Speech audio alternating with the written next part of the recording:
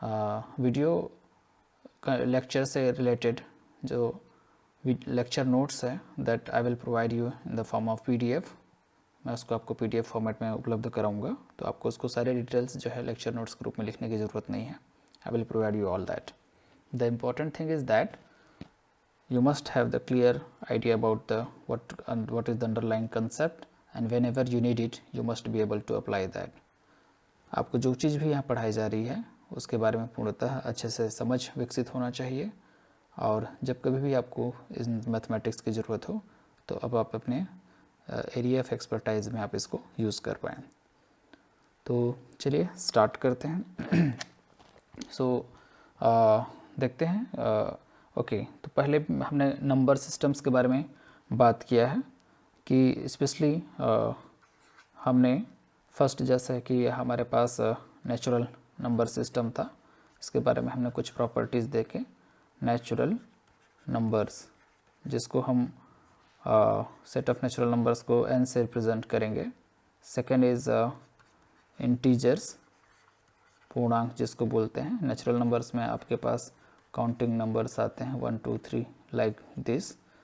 When we say integers, पूर्णांक जो होते हैं, so the numbers are like 0 1 +-1 +-2 and so on. इस तरह से आपके पास नंबर्स हैं। Third one is rational numbers, परिमेय संख्या जिसको बोला जाता है हिंदी में। And this rational numbers is denoted by Q, और इसमें जो नंबर्स होते हैं वो P/Q के फॉर्मेट में होते हैं, जहाँ पर PQ बोथ आर इंटीजर्स और Q is non zero. So this is the definition of rational numbers. Basically P/Q actually that is some sort of, that means it is a ordered pair या क्रमिक युग्म P/Q के format में होता है, जहाँ पर PQ जो है वो पूर्णांक होते हैं, रेशनल नंबर्स होते हैं। अभी इसके बारे में हम बहुत ज़्यादा डिटेल्स बात नहीं करेंगे, ऑलरेडी हम कर चुके हैं। नेक्स्ट जो नंबर सिस्टम होता है वो होता है आपका रियल नंबर्स। तो ये जो रियल नंबर्स होते हैं जिसको हम R से रिप्रेजेंट करते हैं, ये आपके set of all rationals and irrationals का कलेक्शंस होता है। So this is set of all rational numbers and irrational numbers। इस तरह से हम इनिशियली स्कूल लेवल का हम ये डेफिनेशन देते हैं। थोड़ा सा हम इसके प्रॉपर्टीज़ के बारे में बात कर लेते हैं, रेशनल्स और इरेशनल्स के बारे में। तो जब हम रेशनल नंबर्स कहते हैं तो उस समय when we talk about rational numbers, then इसका जो डेसिमल रिप्रेजेंटेशन होता है वो दो तरीके का होता है। So how is it's decimal representation, दशमलव निरूपण, डेसिमल रिप्रेजेंटेशन, ये दो तरह का होता है। फर्स्ट जो है उसका सिंपल एग्जांपल है आपका 1/2, और अगर हम इसको डेसिमल रिप्रेजेंटेशंस के फॉर्मेट में देखते हैं तो इसका जो वैल्यू आता है वो आपका 0.5 है। यहाँ पर आपका क्या हो गया, टर्मिनेट हो गया, ख़त्म हो गया। So this is called terminating decimal representation. और सेकंड जो है ये आपका नॉन टर्मिनेटिंग रहेगा, नॉन टर्मिनेटिंग बट रिकरिंग और repeating, So simple example corresponding to this is just 1/3। अगर हम 1/3 लेते हैं, इसका दशमलव निरूपण करेंगे, सो देन दिस इज़ 0.3, फिर से 1 बना 10 हो गया, 0.3 and so on.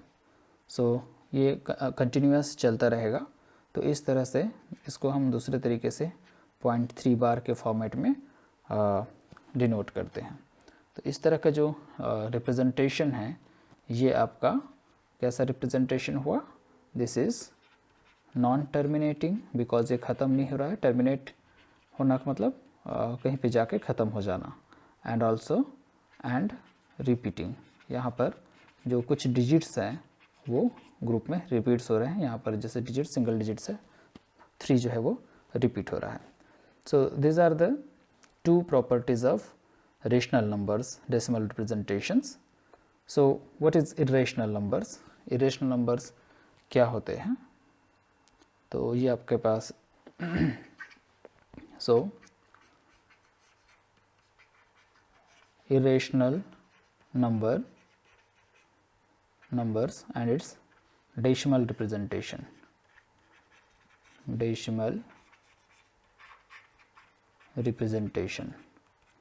So irrational numbers के decimal representations में क्या आएगा?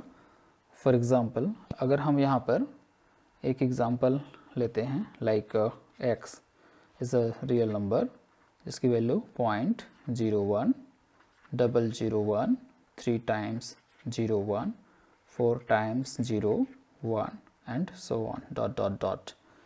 So here we observe that this number have 2 property। चूँकि ये dot चल ही रहा है तो इसका क्या मतलब हुआ? This is non terminating, ये टर्मिनेट नहीं हो रहा है। बट यहाँ पर आप एक ध्यान देंगे, it is also non repeating. आप इसको कहीं पर भी बार लगा के रिपीट नहीं कर सकते। सो दिस इज़ वेरी इंपॉर्टेंट। ये आपको समझने की जो बात ज़रूरत है और इसको याद रखने की ज़रूरत है। So this is one of the easiest example of irrational numbers. तो ये आपका क्या है? Non terminating and non repeating है। कहीं पर भी हम इसको बार यूज़ करके इसको हम नहीं लिख सकते हैं। So this is not a rational number. Okay, so there are so many examples of irrational number. Simplest examples are √2 एक irrational numbers होता है। इसके अलावा और पाई, ई, ये सारे irrational numbers है, standard irrational numbers हैं। फिर आप √3 √5 ये सारे irrational numbers हैं। so these are all irrational numbers। एक क्वेश्चन ये हो सकता है कि हमारे पास ऐसे कितने irrational numbers हैं? रेशनल नंबर संख्या में ज़्यादा है या इरेशनल नंबर संख्या में ज़्यादा है? So the answer is both are infinite in numbers. Rationals numbers भी आपके इन्फिनाइटली मेनी है और इरेशनल्स नंबर्स भी इन्फिनाइटली मेनी है। But irrational numbers are more in numbers as compare to the rational numbers. Irrational numbers की जो संख्या है, अपरिमेय संख्याओं की जो संख्या है वो ज़्यादा है। जैसे यहाँ पर √2 को अगर हम देखें, इसको हम नंबर लाइन पे किस तरह से लिख सकते हैं? So what is a number line? So जो नंबर्स को रिप्रेजेंट करने का एक और जो दूसरा तरीका होता है जिसको ज्योमेट्रिक वर्जन है, जिसको हम कहते हैं number line. So this is geometric version of real number system. So what is a number line? So number line के लिए हमारे पास एक लाइन होता है और इस लाइन को हम नंबर लाइन के रूप में यूज़ करेंगे। यहाँ कहीं पर हम सेंटर पे एक पॉइंट लेते हैं जिसको हम 0 ले लेते हैं। यहाँ कहीं 1 होगा, 2 like this. So on left hand side it will be -1 -2 -3 and so on. So what is a number line? कभी कभी आपने देखा होगा कि रियल नंबर्स के लिए रियल नंबर्स को कभी कभी पॉइंट से भी वर्ड यूज़ किया जाता है। सो पॉइंट वर्ड यूज़ करते हैं। So why we use point word for real numbers as a synonyms? So the reason is that कि जो जितने भी रियल नंबर्स हैं इनिशियली, जैसे अगर आप नेचुरल नंबर्स की बात करें तो क्लियरली यहाँ से आप देख सकते हैं कि किस तरह से हम नेचुरल नंबर्स को नंबर लाइन पे रिप्रेजेंट कर सकते हैं। ये आपका 0.1 हुआ, 2 हुआ, 3 हुआ, 4 हुआ, दिस आर। तो इस तरह से आपका ये नेचुरल नंबर्स आ गया। जब हम इंटीजर्स पे जाते हैं तो यहाँ पर ये इस तरह से आ जा रहा है, नेगेटिव आपके पास नंबर्स आ रहे हैं। जब आप रेशनल्स में जाते हैं तो आपको यहाँ पर 1/2 इस तरह से नंबर्स मिलता है। जब आप इरेशनल्स में भी जाते हैं, फॉर एग्ज़ाम्पल √2 की अगर आप बात करें तो नंबर लाइन पर वो कहाँ होगा? तो नंबर लाइन पर √2 को देखने के या उसको ड्रॉ करने के लिए एक आसान तरीका ये है कि आप ओरिजिन पे एक स्ट्रेट लाइन ड्रॉ करते हैं, ये भी यूनिट लेंथ का होना चाहिए, ये इस तरह से परपेंडिकुलर ड्रॉ करते हैं। तो आपको पता होगा Pythagoras, so this distance is also 1, this distance is also 1, and Pythagoras theorem से क्या कहता है कि अगर ये a है, ये b है, ये c है, तो c square equal to a square plus b square, यानी जो square of hypotenuse is equal to square of base plus square of perpendicular, कर्ण का वर्ग जो होता है वो आधार का वर्ग और योग और लंब के वर्ग के बराबर होता है। This is in English version, so this is called Pythagoras theorem. तो यहाँ पर आपका जो c स्क्वायर है 1 square plus 1 square, so that is 2, so c equal to √2।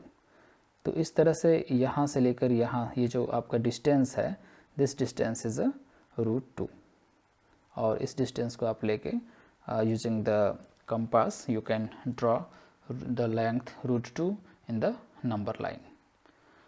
Okay, तो ये तो बात हुई रियल नंबर्स की। जब हम रियल नंबर्स के बारे में बात करते हैं तो कुछ और प्रॉपर्टीज़, जो फंडामेंटल जो प्रॉपर्टीज़ होते हैं रियल नंबर्स के साथ, उसमें से आपके पास एक एडिशन होते हैं, हम दो रियल नंबर्स को ऐड करते हैं, मल्टीप्लिकेशन होता है, और उसमें एक ऑर्डर रिलेशन होता है कि हम रियल नंबर्स को ये बता सकते हैं इसमें से कौन सा रियल नंबर्स बड़ा है या छोटा है। ये इस तरह से इसके जो बेसिक प्रॉपर इसमें कंसेप्ट ऑपरेशंस होते हैं जिसके बेस पर हमारे पास प्रॉपर्टीज़ होती हैं। तो जो नंबर्स का जो डेवलपमेंट हुआ वो किस तरह से नंबर्स का जो है आपके पास डेवलपमेंट हुआ, तो उसको समझने के लिए जैसे देखते हैं फिर, तो थ्योरी ऑफ इक्वेशन एक ब्रांच ऑफ मैथमेटिक्स होता है, थ्योरी ऑफ इक्वेशन जिसको कहा जाता है, या इसमें हम क्या करते हैं कि जो अलजेब्रिक इक्वेशंस है उसको सॉल्यूशन फाइंड आउट करने की कोशिश करते हैं। फॉर एग्जांपल, जब आप x प्लस 3 इक्वल टू 2, ये आपके पास एक इक्वेशन है, जब इस इक्वेशंस को हम सॉल्व करने की कोशिश करते हैं तो इसका जो सॉल्यूशन है वो हमारे नेचुरल नंबर सिस्टम पे नहीं है। इसका क्या मतलब हुआ? सो this is an equation. Equation क्यों है? बिकॉज यहाँ पर एक इक्वलिटी सिंबल है और उसके लेफ्ट हैंड साइड में एक क्वांटिटी है और राइट हैंड साइड में एक क्वांटिटी है, इसलिए हम इसको इक्वेशन कहेंगे। इस इक्वेशंस का सॉल्यूशंस का क्या मतलब होगा? सॉल्यूशंस का मतलब ये होगा value of this variable x, इस चर x का वो वैल्यू, सो दैट ये एक आइडेंटिटी में कन्वर्ट हो जाए। आइडेंटिटी में कन्वर्ट होना का मतलब क्या हुआ कि जो लेफ्ट हैंड साइड जो ये ट्रू स्टेटमेंट हो जाए, मतलब जो लेफ्ट हैंड साइड की जो वैल्यू है वो राइट हैंड साइड के इक्वल हो जाए। सो उसको हम यहाँ पर सॉल्यूशन कहेंगे। तो जैसे फॉर एग्ज़ाम्पल अगर हम यहाँ पर x इक्वल टू थोड़ी देर के लिए 1 लेते हैं, तो यहाँ जब हम x इक्वल टू 1 लेते हैं, so this implies x plus 3 is not equal to 2, because left hand side की जो वैल्यू है वो 4 हो जाएगा, राइट हैंड साइड 2 है, इसलिए ये इक्वल नहीं होंगे। So this x equal to 1 is not a solution, ये सॉल्यूशन नहीं है। इसी तरह से यहाँ पर आप देखेंगे कि इस इक्वेशंस का कोई ऐसा सॉल्यूशन नहीं है जो नेचुरल नंबर हो। There is no solution in the natural number system, because we all know that how we can solve this or what will be the solution. Simply हमने स्कूल लेवल पे पढ़ा है, it is 2 minus 3, और इस तरह से ये -1 होगा, but -1 is not natural number. So इस तरह से जो equation 1 है, so what is the conclusion? Equation 1 does not have solution in natural number system, does not have solution in natural number system, natural number system। तो इसका कोई solution natural number system में नहीं है, but it has solution in the integers. तो इस तरह से नेचुरल नंबर सिस्टम को हमको एक्सटेंड करने की ज़रूरत होती है, उसको आगे बढ़ाने की ज़रूरत होती है, और हमारे पास इंटीजर्स आता है। So this is your example number 1. Let us again take example 2. Example 2 में फिर से जैसे हम देखते हैं कि अगर हम 2x प्लस या 2x माइनस 1 इक्वल टू 0 लेते हैं। So this is equation 2। So again अगर हम इसके सॉल्यूशंस के बारे में बात करते हैं तो हम ये पाते हैं कि जो आपका इंटीजर्स है उस पर इस इक्वेशंस का कोई सोल्यूशन नहीं है। मतलब आपके पास ऐसा कोई इंटीजर नहीं हो सकता जिसको हम x की जगह पुट करने पर ये इक्वेशन जो है वो एक आइडेंटिटी में कन्वर्ट हो जाए। So can you find any such x? The answer is absolutely no. So again we know that where this system of equation, this equation has a solution। अगर आप इसको देखें so x इक्वल टू 1/2 इसका एक solution होगा, but this 1/2 is not an integer. ये क्या है? इंटीजर पर नहीं है बल्कि ये एक रेशनल नंबर है। तो इस तरह से इक्वेशन 2 की जो तरह के जो क्वेश्चंस जो इक्वेशंस थे उसको सॉल्व करने के लिए हमको इंटीजर्स से कहाँ पर एक्सटेंड करना पड़ा, हमको रेशनल नंबर्स बनाना पड़ा। इस प्रॉब्लम्स को सॉल्व करने के लिए हमको कहाँ से नेचुरल नंबर सिस्टम से इंटीजर्स पे जाना पड़ा था। सो इस तरह से हमें इंटीजर्स की ज़रूरत पड़ती है थ्योरी ऑफ इक्वेशंस के डेवलपमेंट में। फिर जब आप हमारे पास रेशनल नंबर्स होता है तो वहाँ से फिर हमको रियल नंबर्स की ज़रूरत पड़ती है। तो इसका जो एग्ज़ाम्पल है like suppose we have equations like x² minus 2 equal to 0।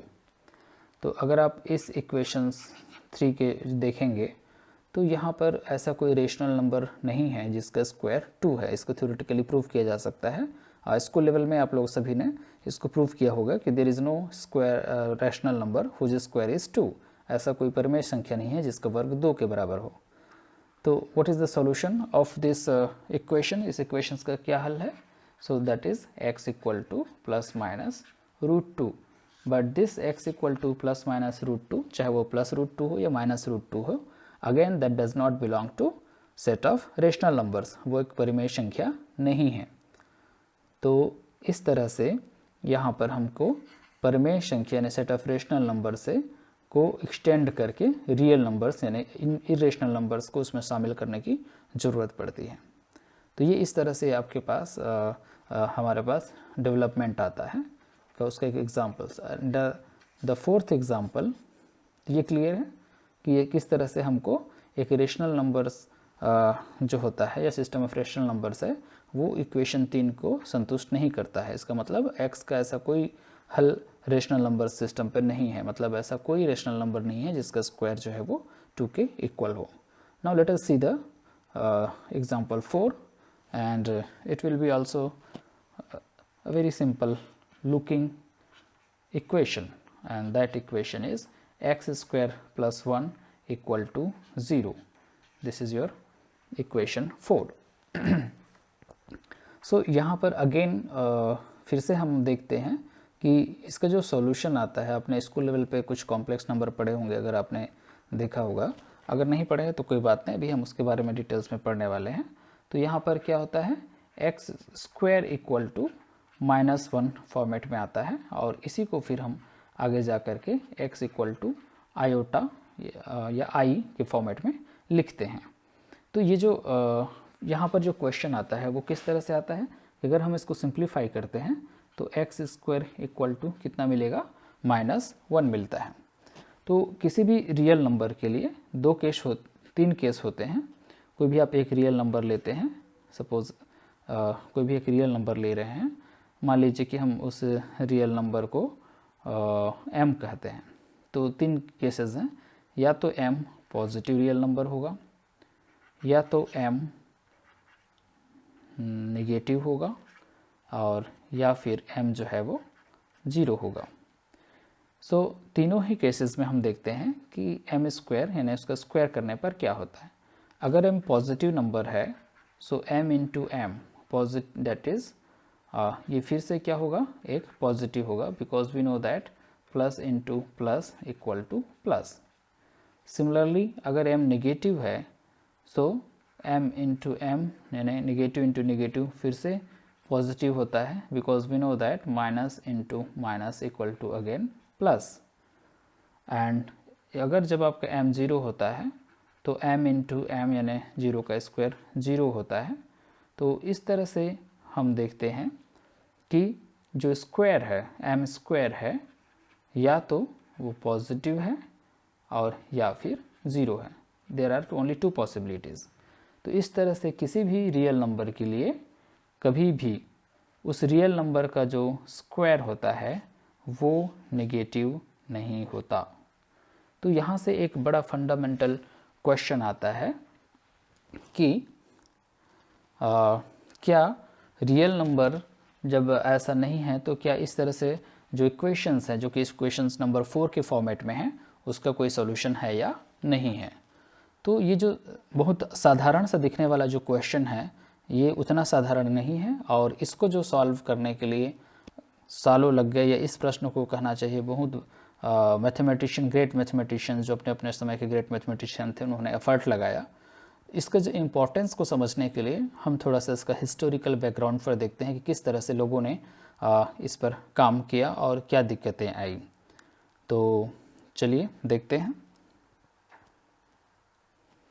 Okay, तो हम बात कर रहे हैं कि what is the solution of such equation that is x square plus 1 equal to 0। This is your equation number 4। कुछ लोगों को ये इक्वेशन बहुत ही आसान लग सकता है, इवन आप लोगों को भी लग सकता है बिकॉज आप लोगों ने एक फार्मूला पढ़ा हुआ है स्कूल में, दैट इज़ क्वाड्रेटिक इक्वेशन या वर्ग समीकरण से संबंधित है, A X square plus B X plus C equal to 0। तो इस तरह से अगर आपके पास ऐसा कोई वर्ग समीकरण है that is a quadratic equation है जहाँ पर A B C real numbers हैं, then you can easily get its solution. And what is the formula for its solution? X equal to minus B plus minus square root of B square minus 4ac upon 2a। तो ये आपके पास आपने formula पढ़ा होगा। इस formula की use करते हुए आप ये क्लेम कर सकते हैं, ये दावा कर सकते हैं कि शायद आप सारे इक्वेशंस को सॉल्व कर लें। बट प्रॉब्लम तब होता है अगेन यहाँ पर जब जो डिस्क्रिमिनेंट जिसको बोलते हैं विविक्त कर बोला जाता है कि बी स्क्वायर माइनस 4ac जो है, ये जो क्वांटिटी है जो कि आपका सरड या करणी के अंदर है ये निगेटिव हो। So what if del is, so if your delta is negative, जो कि अभी इस केस में है। यहाँ पर आप ए बी सी के से कंपेयर करेंगे तो ए की वैल्यू 1 है, सी की वैल्यू 1 है और बी की वैल्यू 0 है। तो इस तरह से यहाँ पर स्क्वायर रूट के अंदर नेगेटिव आ रहा है। तो इसको समझने के लिए हम अब आगे जो देखते हैं that is historical development of complex number. किस तरह से जो कॉम्प्लेक्स नंबर सिस्टम है वो इवॉल्व हुआ समय के साथ, या किस तरह से लोगों ने इसको जो फेस किया उसके बारे में हम बात करेंगे। तो अगर हम इसको बहुत पुराने में देखते हैं तो इसका जो ट्रेसेस है वो काफ़ी पुराना है। इवन आपका कहना चाहिए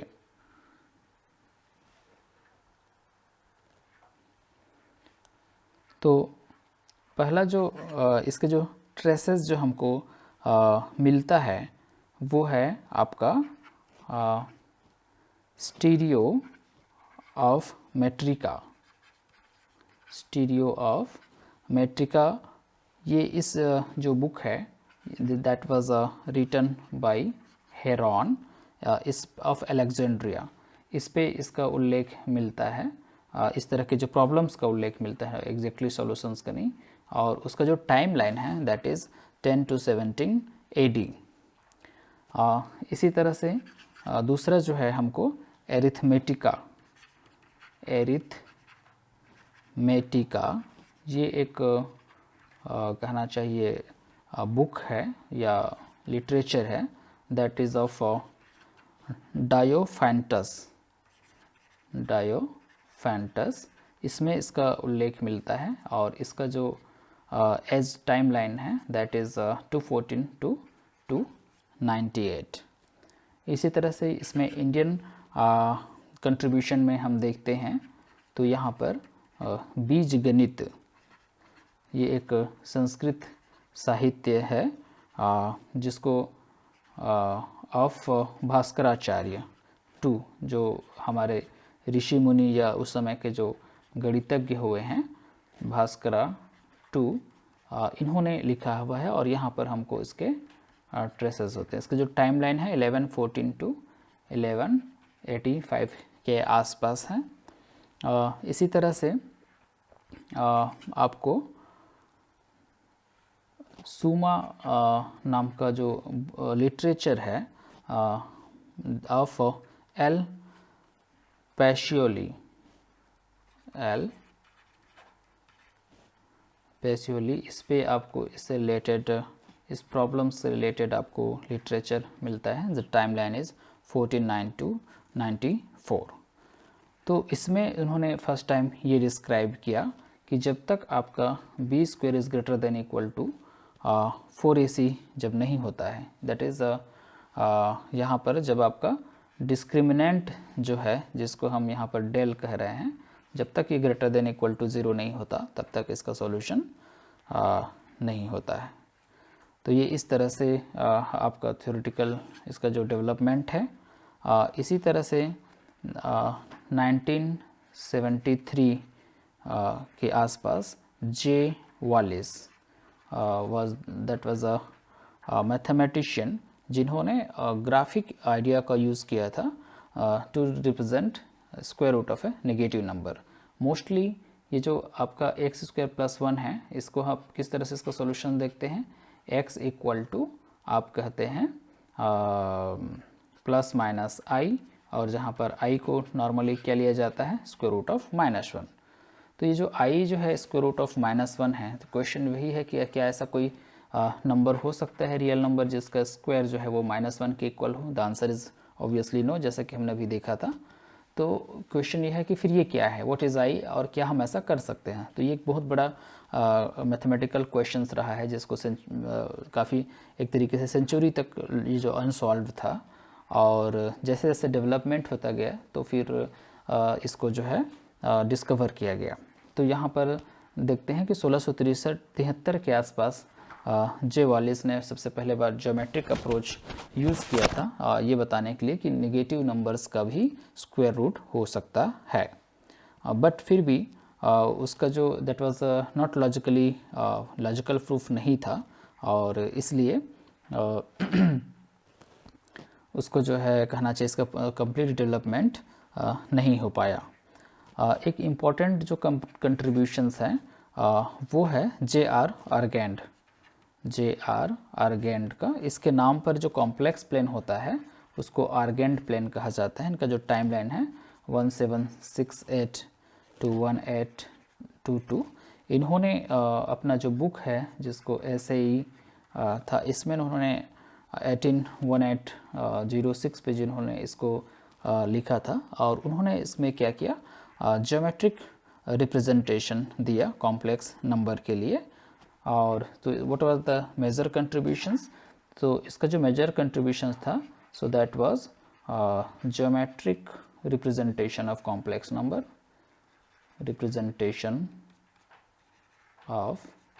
नंबर, इन्होंने दिया। और जो सेकंड इम्पॉर्टेंट जो था वो ये था कि every algebraic equation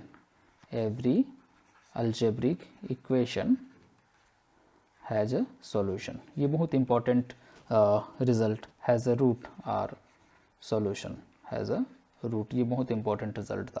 what is algebraic equations, algebraic equation जब हम कहते हैं तो ऐसे इक्वेशन जिसमें आपके नंबर्स स्क्वायर जो बेसिक एरिथमेटिक ऑपरेशंस होते हैं, सब्ट्रैक्शन, एडिशन, मल्टीप्लिकेशन, डिवीजन, केवल हम उसी का यूज़ करते हैं, और एट मोस्ट सर्ड्स या स्क्वायर रूट वगैरह का आप यूज़ कर सकते हैं। तो इस तरह से जो आपके पास इक्वेशंस बनते हैं they are called algebraic equations होते हैं। तो ये एक इम्पॉर्टेंट प्रोग्रेस था इस फील्ड में। ओके, तो इसके बाद फिर जो है गॉस का एक मेजर कंट्रीब्यूशन रहा है, और जो मॉडर्न मैथमेटिशियन में इसका नाम बड़ा रेस्पेक्ट के साथ लिया जाता है, C.F. गॉस। सो इन्होंने अबाउट 1831 में first time word complex number word जो है इसका यूज़ किया हुआ था। 1831। So just you can imagine ये जो प्रॉब्लम्स है या वो कब से कहना चाहिए इसको सोचा गया, कब से लोगों के दिमाग में था और किस तरह से 1831 में जाके अभी इसका नोमेनक्लेचर हो रहा है कि हम इसको कॉम्प्लेक्स नंबर कहेंगे। तो इस तरह से इन्होंने जो क्वाड्रेटिक इक्वेशंस है उसी तरह की इक्वेशन जैसा भी हमने लिखा हुआ है x² + 1 = 0, इसको सॉल्व करने के लिए जो इन्होंने थ्योरी डेवलप किया।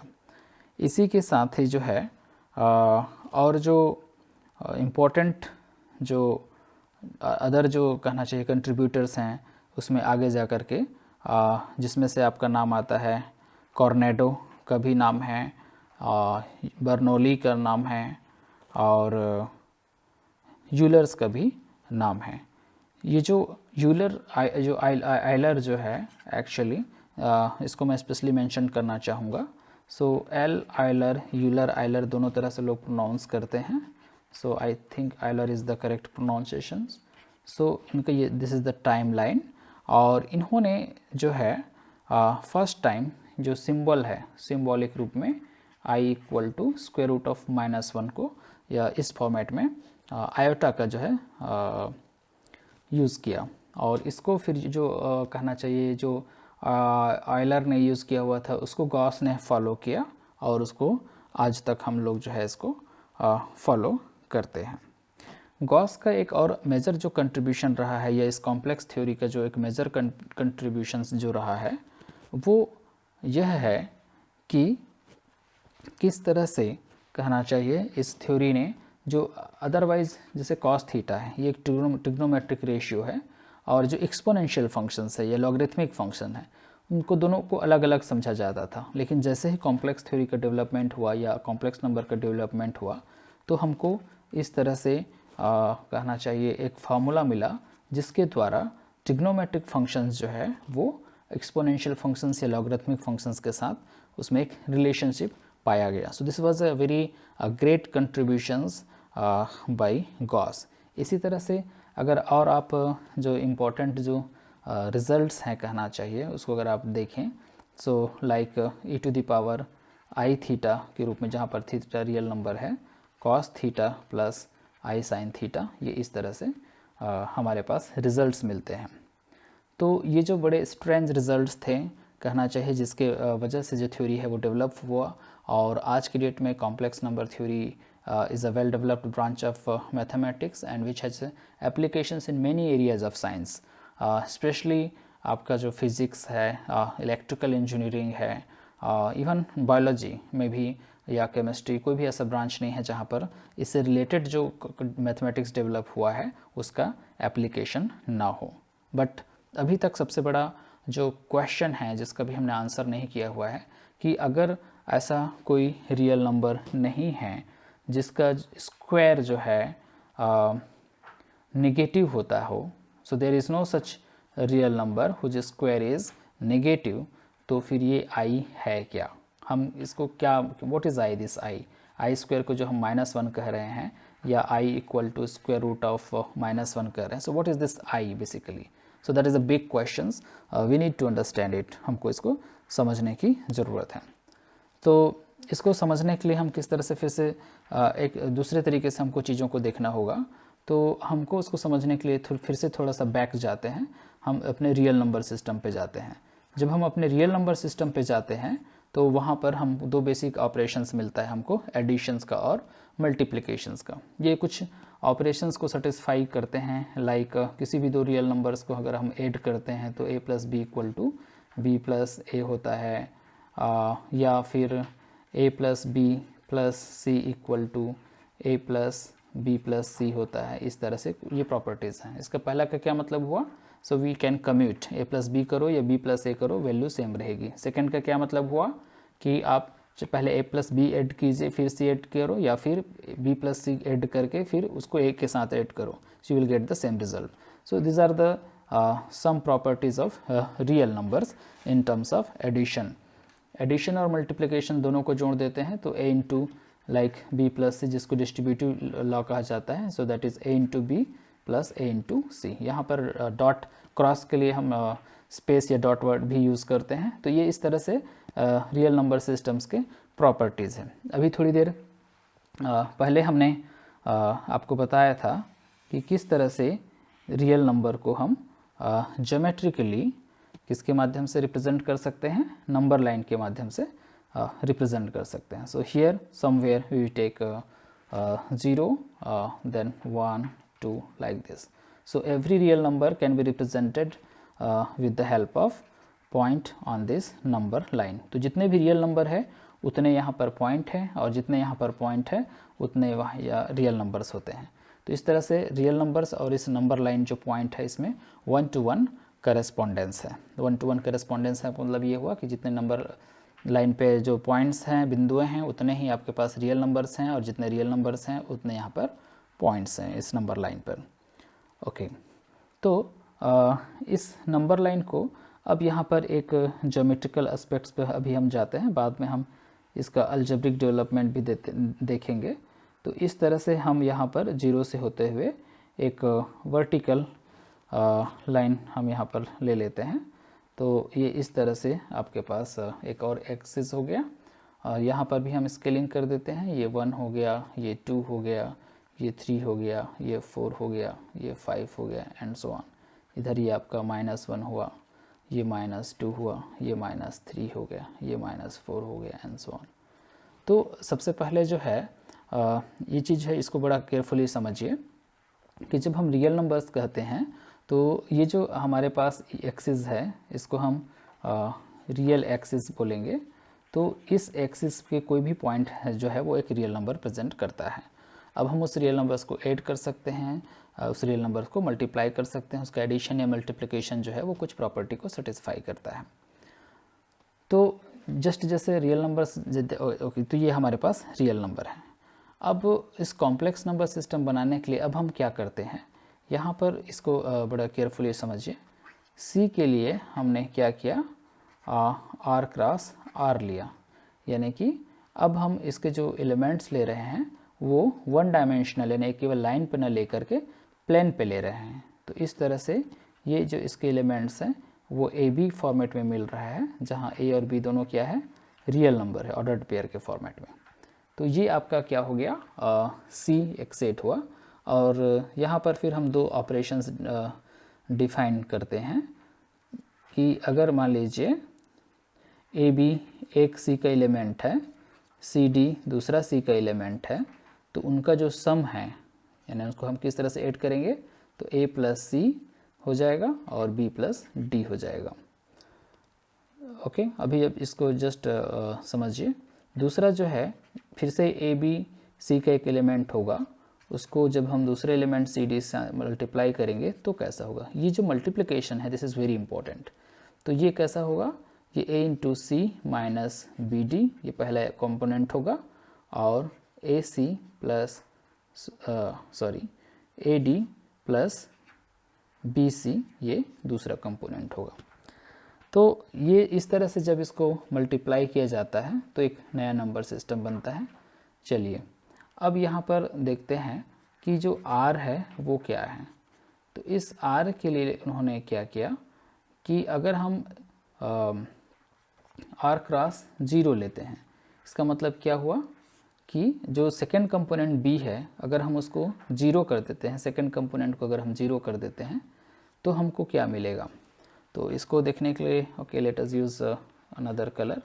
सो ये भी फर्स्ट टाइम पे हो सकता है आपको एकदम से क्लियर ना हो, तो आप इसको थोड़ा सा पॉज करके आप समझिए, सोचिए, और अगर एक बार में समझ में ना आए तो दोबारा इसको देखिए, तो ये ज़रूर आपको समझ में आएगा। तो यहाँ पर हम किस तरह से नंबर्स ले रहे हैं, अब हम A0 के फॉर्मेट में ले रहे हैं, C0 के फॉर्मेट में ले रहे हैं, सेकेंड कंपोनेंट को हमने 0 कर दिया। तो जब हम A0 + C0 लेते हैं तो इसी डेफिनेशन से, ये जो हमारे पास पहले वाला जो डेफिनेशन नया बनाए हैं उस डेफिनेशन से इसकी वैल्यू क्या हो जाएगा। तो यहाँ पर हम देख सकते हैं A और पहला का कंपोनेंट तो A + C हो जाएगा, और 0 + 0 इज़ 0 ही रहेगा। तो इस तरह से A + C 0 हो गया। दूसरा जो है तो ये आपका पहला रिज़ल्ट आ गया, और दूसरा जो है फिर से हम जब इसका मल्टीप्लाई करेंगे A × A0 हुआ और ये आपका B0 हुआ, तो जब आप इसको मल्टीप्लाई करते हैं इसी रूल से, तो यहाँ पर आप ध्यान से देखिए a into c minus b into d होता है। तो यहाँ पर क्या होगा, a into b minus 0 into 0 that is 0, और कॉमा सेकेंड कंपोनेंट क्या हो जाएगा, a d into b c. So a into 0, so a into 0 plus 0 into b. तो इसको जब हम सिंप्लीफाई करते हैं सो हमको क्या मिलेगा, ए बी कॉमा 0। तो ये इस तरह से हमारे पास ये पहला रिज़ल्ट है और ये दूसरा रिज़ल्ट है। तो इसको बड़े ध्यान से देखने और समझने की ज़रूरत है। तो एग्जैक्टली जो पहले हमारे पास एक नंबर रियल नंबर होता था और अभी जो हम रियल नंबर्स को इस तरह से देख रहे हैं, तो इन दोनों में क्या अंतर आया। तो उसका जो अंतर है वह केवल ये है कि जब हम r जो नॉर्मल जो रियल नंबर्स हैं, तो इनिशियली हम उस रियल नंबर्स को क्या कर रहे थे, हम 1 डायमेंशन में देख रहे थे। सो r को हम किस तरह से देख रहे थे, नंबर लाइन के रूप में। नंबर लाइन, ये जो नंबर लाइन हो रहा था वो कैसा था, 1 डायमेंशन था, 1 डायमेंशनल का मतलब एक ही तरफ इस तरह से ये वैसा बढ़ रहा था।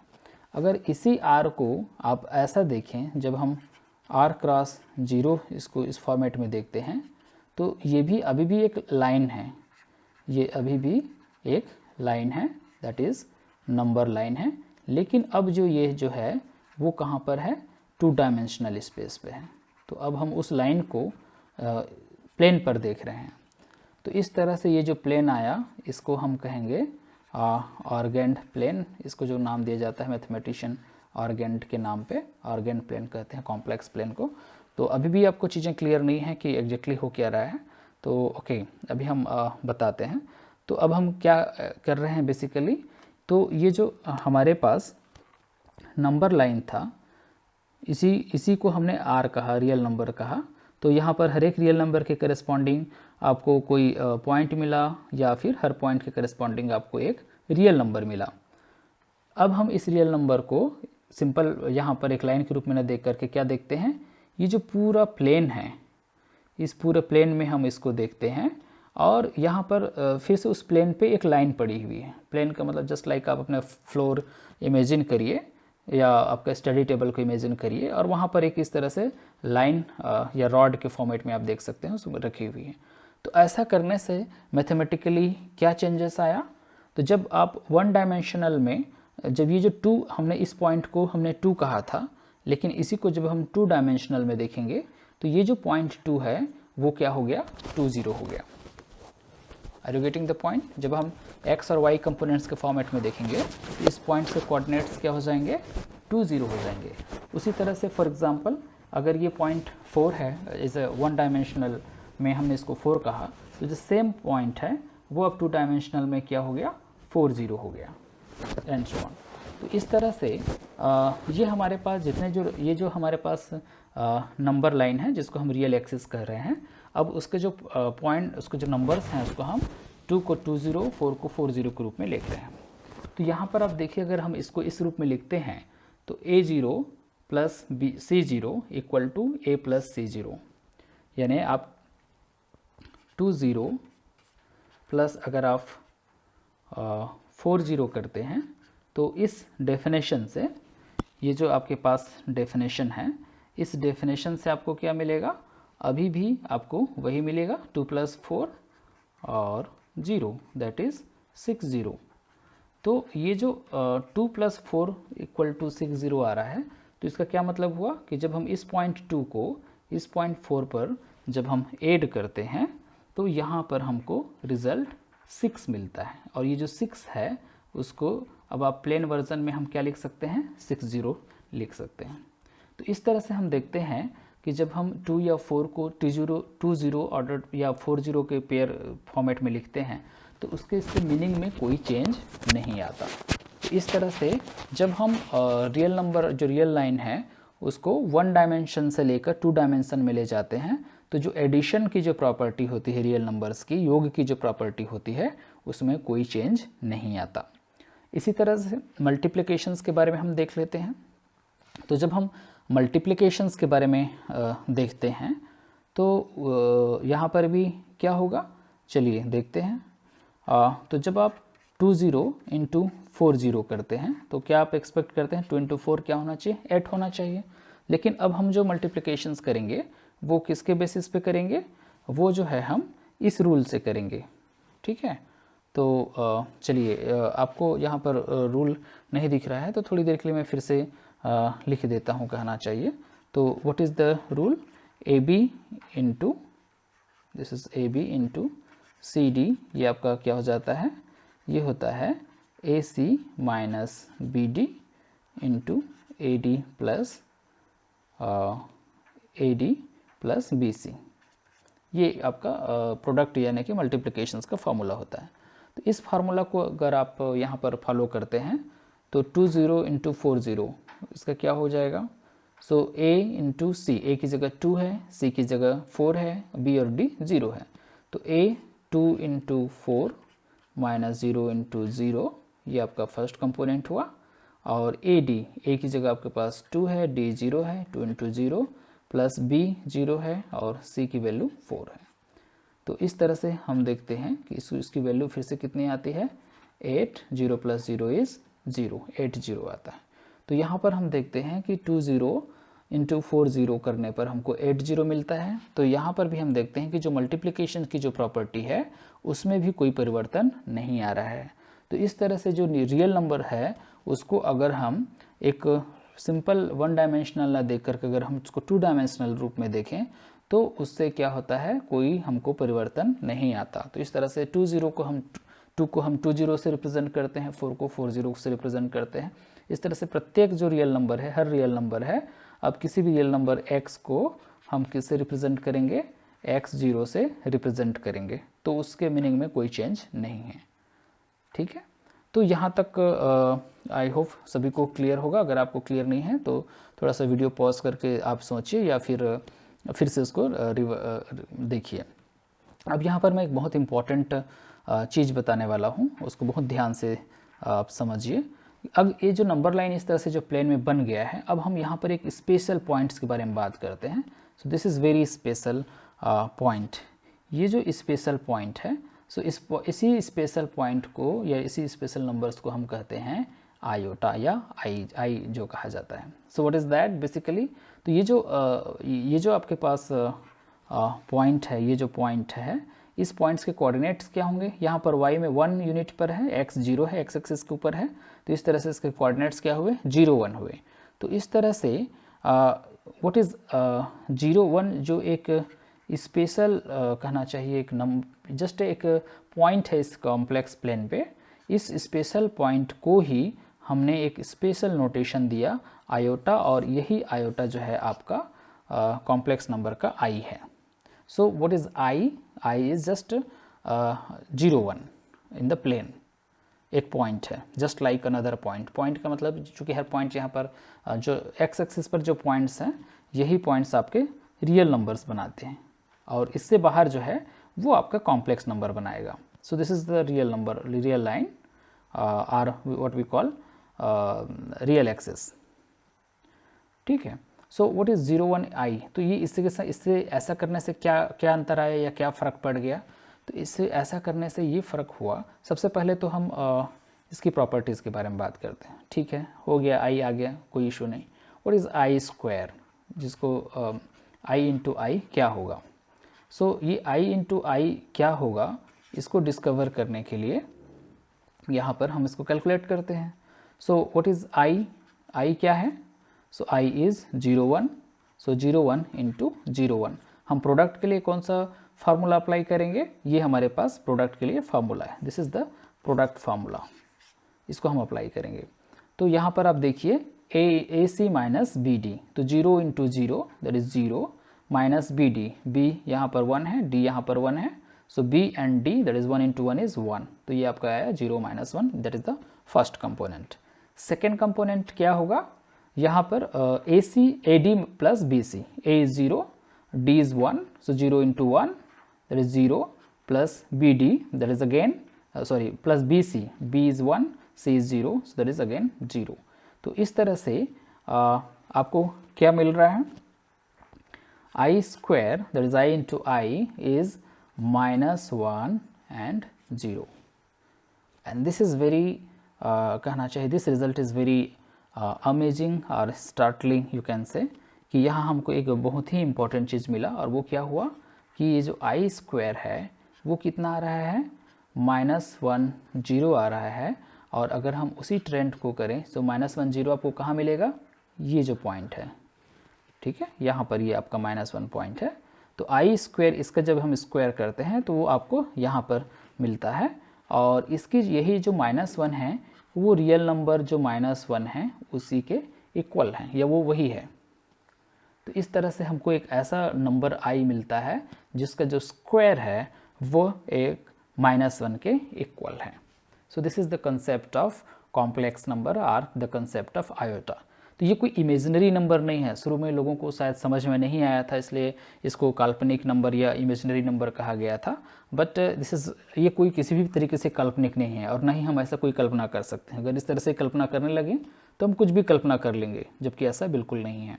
तो इस तरह से ये क्या हुआ, आई स्क्वायर जो है -10 के फॉर्मेट में, this is just the iota, जिसको हमने आई कहा, which is nothing but ordered pair 0 1 होता है, जो कि कॉम्प्लेक्स प्लेन में वर्टिकल वाई एक्सिस पर यूनिट डिस्टेंस पर ये पॉइंट होता है। इसी को हम आई कहते हैं, जिसका स्क्वायर करने पर हमको ये वाला नंबर मिलता है जो कि आपका -1 को रिप्रेजेंट करता है। So this is your first very important property. और हम इसके सेकेंड प्रॉपर्टी के बारे में देखते हैं।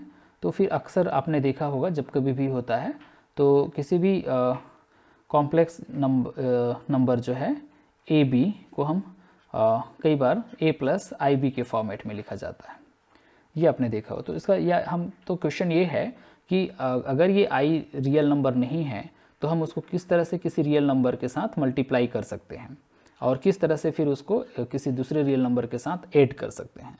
तो ये जो किस तरह से परिभाषित है, तो इसको समझने के लिए फिर से हम सेम अप्रोच करेंगे। We start from right hand side, हम राइट हैंड साइड से इसको स्टार्ट करते हैं। और राइट हैंड साइड में हमारे पास क्या है, a + IB है।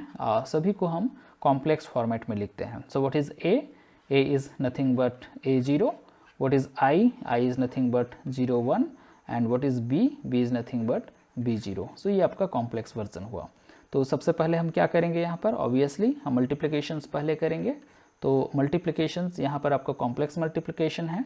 कॉम्प्लेक्स मल्टीप्लिकेशन में क्या हो जाएगा, AC - BD, A is 0, C is B, so 0 into B is 0 minus B into D, B is 1, D is 0, so again 0, so first component 0. What is second component? Second component is this AD plus BC. So AD plus BC, यहाँ A क्या है, 0 है, D क्या है, 0, so 0 plus 0 is again 0 plus BC, what is B, 1, what is C, B, तो 1 into B is B। तो ये इस तरह से क्या आया, so finally it is A0 plus 0B। और जब हम इसको फिर से ऐड करेंगे, सो दैट इज़ A0 प्लस ये 0B फॉर्मेट में आया। और जब यहाँ पर एडिशन लगाएंगे तो A + 0 is A and 0 + B is B, तो ये A + B ऑर्डर्ड पेयर के फॉर्मेट में आता है, which is left hand side. तो किसी भी यहाँ पर अगर कोई एक कॉम्प्लेक्स नंबर है, यहाँ पर कोई एक कॉम्प्लेक्स नंबर है जिसका कोऑर्डिनेट्स AB है, तो उस कॉम्प्लेक्स नंबर AB को हम किस फॉर्मेट में लिख सकते हैं, A + IB के फॉर्मेट में लिख सकते हैं। और इसलिए कभी भी जब भी हम कॉम्प्लेक्स नंबर लिखते हैं, मोस्टली वेरिएबल फॉर्मेट में जब लिखते हैं तो z = x + IY के रूप में लिख सकते हैं। सो इस तरह से x + IY के फॉर्मेट में लिखना is quite meaningful, is equally meaningful as meaningful is that of real numbers। तो इस तरह से ये हमारे पास कॉम्प्लेक्स नंबर होता है। So what is the summary of today's lecture. So complex number या जिसको हम इमेजनरी नंबर कहते हैं वो कोई इमेजनरी नहीं होता है, that is just a number as good as real number. और जिसका स्क्वायर जो है -1 होता है, उसका एग्जिस्टेंस है उसी तरह से एग्जिस्टेंस है जैसा कि रियल नंबर का एग्जिस्टेंस होता है, बट हम इसको 2 डायमेंशनल में देखते हैं। और जो आयोटा होता है, आई जो होता है, वह एक स्पेशल नंबर होता है जो कि वाई एक्सिस पे यूनिट डिस्टेंस पे होता है। तो 0 1 ये जो ऑर्डर्ड पेयर है, इस 0 1 को हम आई से रिप्रेजेंट करते हैं और इस तरह से हमारे पास कॉम्प्लेक्स नंबर सिस्टम्स जो है वो एग्जिस्टेंस में आता है। So this is a very important number system. आगे के लेक्चर्स में हम इसके प्रॉपर्टीज़ के बारे में बात करेंगे कि कॉम्प्लेक्स नंबर्स की क्या प्रॉपर्टी होती है। तो आज के लिए इतना ही। होपफुली आपको ये वीडियो लेक्चर जो है काफ़ी इन्फॉर्मेटिव लगा होगा। अगर आपको इससे रिलेटेड कोई भी डाउट है तो आप मुझे बता सकते हैं, और कोई भी जो फर्दर सजेशन है जिससे कि आपको और ये बेहतर तरीके से हम इसको कर सकें, even in online mode also, so that will be appreciated. Okay, so thank you.